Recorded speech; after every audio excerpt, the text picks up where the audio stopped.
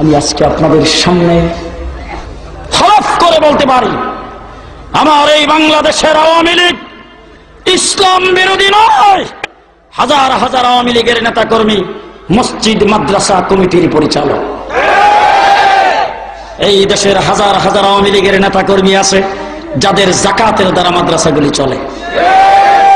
মুসলমানেরা, আওয়ামী লীগের নেতা বঙ্গবন্ধু শেখ মুজিবুর রহমান দেশ স্বাধীনের পরে ওআইসি সম্মেলনে যোগদান করে সর্বপ্রথম আমার এই দেশকে বিশ্বের মানচিত্রে দ্বিতীয় বৃহত্তম মুসলিম দেশ বলে ঘোষণা করেছেন।